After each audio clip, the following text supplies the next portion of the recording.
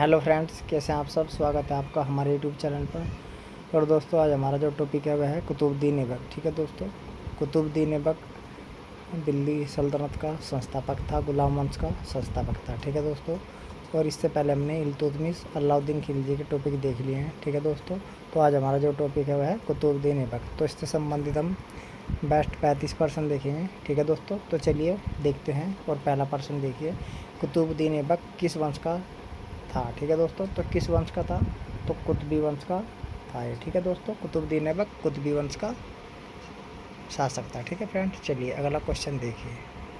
अगला क्वेश्चन है, कुतुबुद्दीन ऐबक किस जनजाति का था। ठीक है दोस्तों, तो कुतुबुद्दीन ऐबक तुर्क जनजाति का था। ठीक है, चलिए अगला प्रश्न देखिए। और एशियाई जनजाति मतलब थी तो ये अभी, लेकिन ये मध्य एशिया जनजाति का कौन था, इल्तुतमिश। ठीक है दोस्तों, चलिए अगला प्रश्न देखिए। अगला प्रश्न है, कुतुबुद्दीन ऐबक देखने में कैसा था। ठीक है दोस्तों, तो कुतुबुद्दीन ऐबक देखने में कुरूप था। ठीक है, जबकि जो उनकी जनजाति थी उसमें अच्छे सुंदर आकर्षक व्यक्ति होते थे, नाक का नक्शा अच्छा होता था, लेकिन कुतुबुद्दीन कैसे थे, कुरूप। ठीक है, चलिए अगला क्वेश्चन देखिए। अगला क्वेश्चन है, तुर्की भाषा में ए का क्या अर्थ है। ठीक है दोस्तों, तो ए का क्या अर्थ है ये बताना है। ठीक है, तो ए का अर्थ है चंद्रमा। ठीक है दोस्तों, तुर्की भाषा में। अगला प्रश्न देखिए।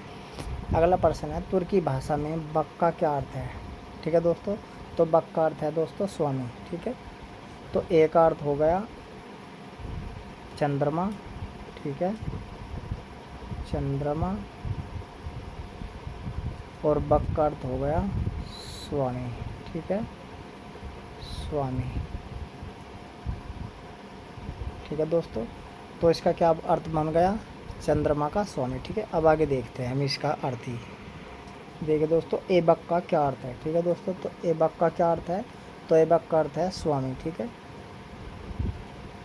और कैसा स्वामी, तो हमारा उत्तर सही हो जाएगा चंद्रमा का स्वामी। ठीक है दोस्तों, तो ऐबक का क्या अर्थ है, चंद्रमा का स्वामी। ठीक है, ये वाला ऑप्शन नहीं होगा। ठीक है, चलिए हम इसको मिटा देते हैं। ठीक है दोस्तों, तो ऐबक का क्या अर्थ है, चंद्रमा का स्वामी। ठीक है दोस्तों, तो चंद्रमा का स्वामी, ऐबक का क्या अर्थ है, चंद्रमा का स्वामी। ठीक है, चलिए अगला प्रश्न देखिए।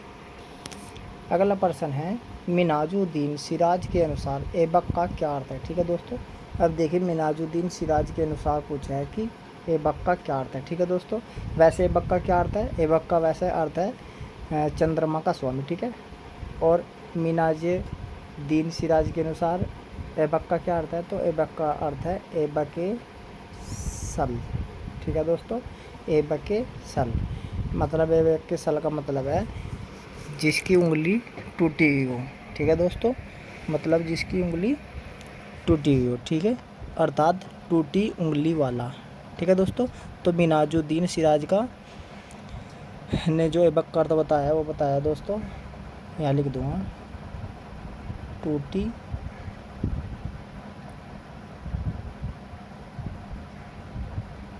उंगली वाला।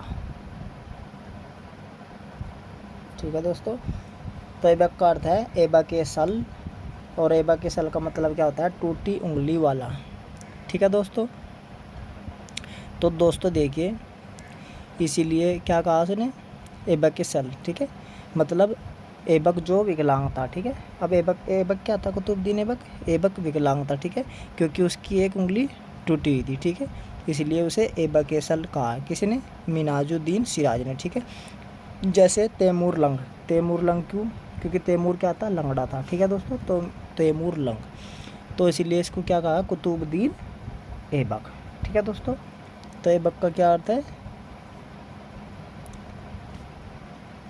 अभी हमने बता दिया। ठीक है दोस्तों, ऐबक का अर्थ है टूटी उंगली वाला। चलिए अगला प्रश्न देखते हैं। अगला प्रश्न है, ऐबक सल कौन कहलाता है। ठीक है दोस्तों, तो ऐबक सल कुतुबुद्दीन ऐबक कहलाता है। ठीक है दोस्तों, अब देखिए मैं इसके बारे में थोड़ा सा बता दूं। ठीक है दोस्तों, देख कुतुबुद्दीन ऐबक जो इनकी जनजाति वो तुर्क जनजाति थी। ठीक है, और जो उस जनजाति के लोग पुरुष और महिला नाक नक्शे सुंदर और आकर्षक होते थे। ठीक है दोस्तों, ऐबक स्वयं देखने में कैसा था, कुरूप था। ठीक है, और तुर्की भाषा में ए चंद्रमा को कहते हैं और बक स्वामी को कहते हैं, ठीक है। इन दोनों को मिलाकर क्या बन गया, चंद्रमा का स्वामी, ठीक है। लेकिन मिनाज सिराज एक विचार देता है कि ऐबक का अर्थ टूटी उंगली वाला होता है, ठीक है, क्योंकि कुतुबुद्दीन ऐबक की एक उंगली टूटी हुई थी, तो इसीलिए उसे क्या कहेगा, ऐबक सल, ठीक है। और ऐबक सल का मतलब होता है ऐबक जो विकलांग था, ठीक है दोस्तों। तो आप समझ गए होंगे ये पूरा प्रकरण, ठीक है। चलिए अब अगला प्रश्न देखते हैं। अगला प्रश्न है, दिल्ली सल्तनत सुल्तान की एक उंगली टूटी थी, ठीक है, तो किस दिल्ली सल्तनत सुल्तान की, ठीक है दोस्तों, तो किस दिल्ली सल्तनत सुल्तान की एक उंगली टूटी थी, ठीक है दोस्तों। तो किसकी टूटी हुई थी, अभी मैंने बताया भी था, कुतुबुद्दीन ऐबक, ठीक है दोस्तों। चलिए अगला प्रश्न देखते हैं। अगला प्रश्न है, कुतुबुद्दीन ऐबक को बाल्यकाल में सबसे पहले किसने खरीदा था, ठीक है दोस्तों। तो कुतुबुद्दीन ऐबक को बाल्यकाल में, ठीक है, सबसे पहले किसने खरीदा था। यदि बाल्यकाल भी ना आए तो सबसे पहले किसने खरीदा था, तब भी यही उत्तर होगा, ठीक है। तो फखरुद्दीन अब्दुल अजीज कूफी ने खरीदा था, ठीक है दोस्तों। क्या है इनका नाम, बाल्यकाल में उसे कहाँ खरीदा, निसापुर फारस में जो दासों का बाजार था, ठीक है दोस्तों, उसमें काजी फखरुद्दीन अब्दुल अजीज कूफी ने, जो अमीम अब्बू हनीफा का वंशज था, ठीक है। कौन सा किसका वंशज था, अब्बू हनीफा वंशज था, ठीक है। उसका वंश कौन सा था, अब्बू हनीफा, ठीक है दोस्तों। तो ये फखरुद्दीन अब्दुल अजीज कूफी ने खरीदा था, ठीक है, और इसको काजी बोलते थे, ठीक है दोस्तों। चलिए अगला प्रश्न देखते हैं। अगला प्रश्न है, कुतुबुद्दीन ऐबक को किस बाज़ार में बेचा था, ठीक है दोस्तों। तो निसापुर के बाज़ार में बेचा था, ठीक है दोस्तों, निसापुर के बाज़ार में। निसापुर का बाज़ार कहाँ है, फारस में, ठीक है। और ये दासों के बाज़ार होते थे उस टाइम, ठीक है दोस्तों। और फखरुद्दीन अब्दुल ने वहाँ ख़रीदा था, ठीक है, जो हनीफा वंशज का था, ठीक है। चलिए अगला क्वेश्चन देखते हैं। अगला प्रश्न है, कौन धार्मिक अध्ययन तथा पवित्रता के लिए अब्बू हनीफा द्वितीय के नाम से मशहूर था, ठीक है दोस्तों। तो अब्बू हनीफा द्वितीय के नाम से कौन मशहूर था, ठीक है दोस्तों। तो अब्बू हनीफा, ठीक है, अब्बू हनीफा द्वितीय, ठीक है, के नाम से कौन मशहूर था। तो काजी अपने धार्मिक और पवित्रता के लिए अब्बू हनीफा द्वितीय के नाम से मशहूर थे, ठीक है दोस्तों। काजी फखरुद्दीन अब्दुल अजीज कूफी, ठीक है। तो उसका पहला ऑप्शन ठीक होगा, ठीक है दोस्तों। चलिए अगला क्वेश्चन देखते हैं। और ये जो इमाम अब्बू हनीफा है ये इसका वंशज है, ठीक है दोस्तों। अजीज कूफी अब्बू हनीफा वंशज की थी, ठीक है। चलिए अगला क्वेश्चन। अगला प्रश्न है, कौन कुरान खां के नाम से प्रसिद्ध हो गया था, ठीक है दोस्तों। तो कुरान खां के नाम से कौन प्रसिद्ध हो गया था, तो ये मोस्ट इम्पोर्टेंट प्रश्न है, ठीक है दोस्तों। तो कुतुबुद्दीन ऐबक के जो अत्यंत सुरीले स्वर में क्या करता था, कुरान को पढ़ता था, ठीक है, और उसने पढ़ना भी सीख लिया था, इसीलिए उसे क्या कहने लगे, कुरान खां, ठीक है, कुरान का पाठ करने वाला, ठीक है दोस्तों। तो कुतुबुद्दीन ऐबक को कुरान खां कहने लगे, ठीक है, कुरान का पाठ करने वाला, कुरान का पाठ करने वाला, ठीक है दोस्तों। तो क्या कहने लगे से, कुरान का पाठ करने वाला, ठीक है दोस्तों। चलिए अगला क्वेश्चन देखिए।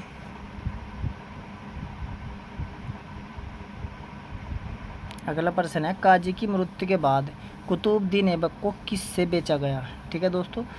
तो जब काजी की मृत्यु हो गई तो उसके बाद कुतुबुद्दीन ऐबक को किससे बेचा गया, तो दोस्तों मोहम्मद गौरी को बेचा गया, ठीक है दोस्तों, मोहम्मद गौरी को बेचा गया, ठीक है। काजी की मृत्यु के बाद उसके जो पुत्र थे उन्होंने क्या किया, ऐबक को किसी व्यापारी के हाथों बेच दिया, ठीक है। और उसने फिर क्या किया, गजनी के दास बाज़ार में लाया और वहाँ से उसे मोहम्मद गौरी ने ख़रीद लिया, ठीक है दोस्तों। तो आपको ये ध्यान रखना है, ठीक है। और एक बात और बता दूँ यहाँ पर, ठीक है, क्योंकि काजी की मृत्यु हो गई थी तो काजी के संबंध में ही, ठीक है दोस्तों। तो ओफी के अनुसार वह ऐसा काजी था जो सुल्तान निशान, ठीक है, ओफी के अनुसार, ठीक है दोस्तों, ओफी के अनुसार, ठीक है। ओफी के अनुसार काजी कौन, वही काजी फखरुद्दीन अब्दुल अजीज कूफी जिसने कुतुबुद्दीन ऐबक को खरीदा था, ठीक है दोस्तों। तो इसको क्या कहते थे, सुल्तान निशान, ठीक है दोस्तों, क्या कहते थे, सुल्तान निशान,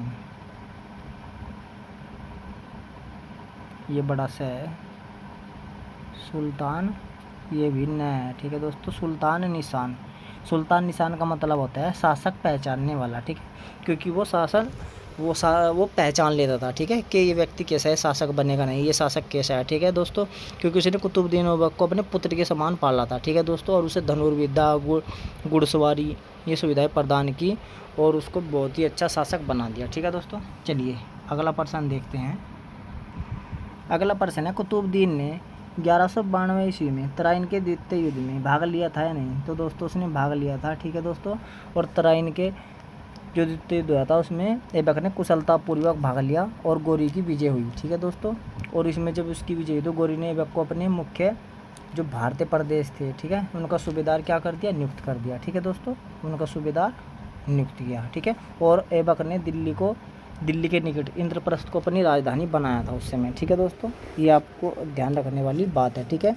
और उसी समय क्या हुआ, इसके पश्चात 1992 में गोरी ने अपने मुख्य जो प्रदेशों को सूबेदार नियुक्त किया। तो ताज उल मासिर के आधार पर, ठीक है दोस्तों, डॉक्टर हबीबुल्लाह लिखते हैं कि दिल्ली के निकट इंद्रप्रस्थ में कुतुबुद्दीन ऐबक के नेतृत्व में एक अधिकृत सेना नियुक्त की जिसे गोरी के प्रतिनिधित्व की भांति कार्य करना था। ऐबक ने दिल्ली के निकट इंद्रप्रस्थ को अपनी राजधानी बनाया, ठीक है दोस्तों।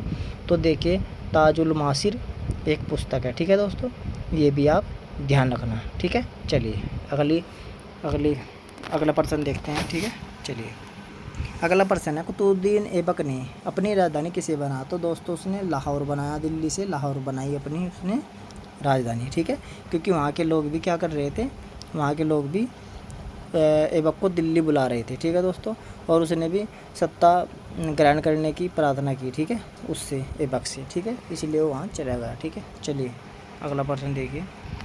अगला प्रश्न है, कुतुबुद्दीन ऐबक का राज्यारोहण कब हुआ? ठीक है दोस्तों, तो कुतुबुद्दीन ऐबक का राज्यारोहण कब हुआ? तो गौरी की मृत्यु के बाद 3 माह बाद, ठीक है दोस्तों, यहाँ पर ध्यान रखना, 3 माह बाद 25 जून, ठीक है, 1206 को हुआ, ठीक है दोस्तों, 25 जून 1206 को, ठीक है, 3 माह बाद गौरी की मृत्यु के बाद, ठीक है, जब गौरी की मृत्यु हुई तो उसके 3 माह बाद हुआ 25 जून 1206 को, ठीक है। चलिए अगला क्वेश्चन देखिए, 25 जून याद रखना। अगला प्रश्न है, कुतुबुद्दीन ऐबक ने राज्यारोहण के बाद कौन सी उपाधि धारण की? ठीक है दोस्तों, तो उसने मलिक और सिपह सलार, ठीक है, ये दोनों उपाधि धारण की, तो हमारा ऑप्शन डी सही है, ए बी, ठीक है। देखिए उसने सुल्तान की उपाधि धारण नहीं की और गौरी ने ये दोनों उपाधि उसको पहले ही दे रखी थी, ठीक है। तो जब उसने अपना राज्यारोहण किया, सिंहारोहण किया, तो उसके बाद उसने अपनी उपाधि मलिक और सिपह सलार की उपाधियों से संतुष्ट रहना पड़ा, ठीक है दोस्तों, जो गौरी ने पहले ही दी थी, ठीक है, या उसको उससे प्राप्त हुई थी अपने कार्य के लिए। चलिए अगला प्रश्न देखते हैं। अगला प्रश्न है, लाख बख्श किसे कहा जाता है? ठीक है दोस्तों, तो लाख बख्श किसे कहा जाता है? तो लाख बख्श कुतुबुद्दीन ऐबक को कहा जाता है, ठीक है, तो अपनी उदारता के कारण, ठीक है, उसने लखता या लाख बख्श, ठीक है, मतलब लाखों का दान करने वाला, इसका मतलब क्या है, लाखों का दान करने वाला, ठीक है। एक बात हो रहा है, उसको पील बख्श भी कहते था क्योंकि वो हाथियों का दान भी करता था, तो हाथियों का दान करने वाले को क्या कहते हैं, पील बख्श, ठीक है। चलिए अगला प्रश्न देखिए इसी संबंध में। अगला प्रश्न है, पील बख्श, ठीक है दोस्तों, पील बख्श की उपाधि से कौन सुशोभित किया गया? तो कुतुबुद्दीन ऐबक किया गया, ठीक है दोस्तों, यहाँ पर ध्यान रखना, लाख बख्श भी कुतुबुद्दीन ऐबक को कहते हैं और पील बख्श भी, ठीक है दोस्तों, और इसको इस उपाधि से सुशोभित किया गया, ठीक है। और पील बख्श का मतलब है हाथियों का दान करने वाला, ठीक है, और लाख बख्श का मतलब है लाखों का दान करने वाला, ध्यान रखना। चलिए अगले क्वेश्चन पर। अगला क्वेश्चन है, उसके राज्य में शेर व बकरी एक ही घाट पर पानी पीते थे, ठीक है दोस्तों, तो ये स्टेटमेंट किसकी है, स्टेटमेंट बतानी, ठीक है दोस्तों, तो उसके राज्य में शेर और बकरी एक ही घाट पर पानी पीते थे, ठीक है दोस्तों, तो ये स्टेटमेंट बतानी है, ठीक है। तो स्टेटमेंट है दोस्तों हुसैन निजामी, ठीक है दोस्तों, हुसैन निजामी की, ठीक है, और किसके, हुसैन निजामी, चलिए पहले इसे देखते हैं। हुसैन निजामी ने कहा कि उसके राज्य में शेर और बकरी एक ही घाट पर पानी पीते थे, ठीक है दोस्तों, मतलब बात जिसका टॉपिक है हमारा इल्तुतमिश, वो क्या नाम, कुतुबुद्दीन ऐबक, ठीक है। चलिए अगला क्वेश्चन देखिए। अगला प्रश्न है, कुतुब मीनार की नींव किसने रखी? तो कुतुब मीनार की नींव रखी थी कुतुबुद्दीन ऐबक ने। चलिए अगला क्वेश्चन। अगला प्रश्न है, ममलूक का क्या अर्थ है? ठीक है दोस्तों, तो ममलूक का अर्थ क्या है? देखिए एक तो ममलूक, दासवंश, गुलाम वंश, ये सब एक ही नाम है, ठीक है दोस्तों, क्योंकि ये अलग अलग तरीके से रखा गया है, ठीक है। तो इसका अर्थ है अपनाया गया, ठीक है, अपनाया गया। चलिए अगला क्वेश्चन देखिए। अगला क्वेश्चन है गुलाम वंश का संस्थापक कौन था, ठीक है दोस्तों। तो गुलाम वंश का संस्थापक कुतुबुद्दीन ऐबक था, और वास्तविक पूछते हैं तो ये होगा, ठीक है, इल्तुतमिश। चलिए अगला क्वेश्चन देखते हैं। अगला क्वेश्चन है मोहम्मद गौरी ने कुतुबुद्दीन ऐबक को किस पद पर नियुक्त किया, ठीक है दोस्तों। तो किस पद पर नियुक्त किया था, आमीर आकुर, ठीक है, आमीर आकुर, और इसको कहते हैं अश्वाध्यक्ष, ठीक है दोस्तों। तो आमीर आकुर, ठीक है, मतलब अश्वशाला का अध्यक्ष, ठीक है दोस्तों। चलिए अगले प्रश्न पर चलते हैं। अगला प्रश्न है कुव्वतुल उल इस्लाम मस्जिद का निर्माण करा। तो दोस्तों कुतुबुद्दीन ऐबक ने निर्माण कराया, ठीक है, और पहले हिंदू तरीके शैली पर बनने वाली पहली मस्जिद थी, ठीक है दोस्तों। चलिए अगला क्वेश्चन देखते हैं। अगला प्रश्न है अजमेर में 2.5 दिन का झोपड़ा किसने बनवाया। तो 2.5 दिन का झोपड़ा कुतुबुद्दीन ऐबक ने बनवाया। और हमारी जब गुलाम वंश की वीडियो है उसमें हमने बताया कि 2.5 दिन का झोपड़ा क्यों रखा गया है, मतलब वहाँ आइए तो 2.5 दिन का मेला लगता है, और ये 2.5 दिन में तैयार हुई थी बनकर, ठीक है। चलिए अगला प्रश्न देखते हैं। अगला प्रश्न है हमारा कुतुबुद्दीन ऐबक ने किसकी याद में कुतुब मीनार बनवाई, ठीक है। तो दोस्तों बख्तियार काकी की याद में ये कुतुब मीनार बनवाई। चलिए अगला क्वेश्चन। अगला क्वेश्चन है कुतुब मीनार के दरवाजे को क्या नाम दिया गया है, ठीक है दोस्तों। तो उसके दरवाजे को नाम दिया गया है अलाई दरवाज़ा, ठीक है दोस्तों। और ये किसने बनवाया था, अलाई दरवाज़ा इल्तुतमिश ने, ठीक है। चलिए अगला प्रश्न देखते हैं। अगला प्रश्न है ताजुल मासिर, ठीक है दोस्तों। तो ताजुल मासिर किसकी रचना है, हमने अभी बताया भी था दोस्तों। तो ये डॉक्टर हबीबुल्लाह, ठीक है दोस्तों। किसकी रचना है, निजामी, ठीक है दोस्तों। तो ये निजामी की पुस्तक है, ठीक है, और इसके आधार पर ही डॉक्टर हबीबुल्लाह लिखते हैं, ठीक है दोस्तों, जो हमने अभी बताया था आपको पहले। चलिए अगले क्वेश्चन देखते हैं। अगला प्रश्न है चौगान खेलते समय किसकी मृत्यु हुई थी। तो दोस्तों कुतुबुद्दीन ऐबक की मृत्यु हुई थी। ये चौगान खेल लेते और घोड़े पे से गिर के इनका सर पत्थर पर लगा और तो इनकी मृत्यु हो गई, ठीक है। चलिए अगला क्वेश्चन देखिए।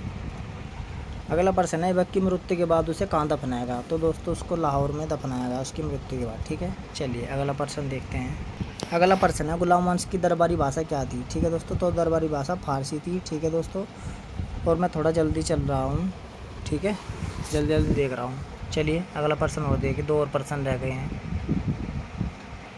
अगला प्रश्न है हसन निजामी और फ़ख्रे मुदबिर को किसका संरक्षण प्राप्त था। तो दोस्तों ये दोनों के दोनों कुतुबुद्दीन ऐबक के संरक्षण में रहते थे, ठीक है, इन्हें संरक्षण प्राप्त था कुतुबुद्दीन ऐबक का। चलिए अगला प्रश्न देखते हैं और अंतिम प्रश्न है जो। तो दोस्तों ये हमारा अंतिम प्रश्न है। चलिए देखते हैं कुतुबुद्दीन ऐबक की मृत्यु कब हुई थी। तो दोस्तों कुतुबुद्दीन ऐबक की मृत्यु 1210 में हुई थी, ठीक है दोस्तों। और ये 4 साल क्या किया इसने, शासन किया, 4 वर्ष, ठीक है दोस्तों। और इसके बाद आराम शाह शासक बना, और आराम शाह के बाद इल्तुतमिश, ठीक है दोस्तों। चलिए ये थे महत्वपूर्ण प्रश्न, फिर मिलते हैं अगली क्लास में।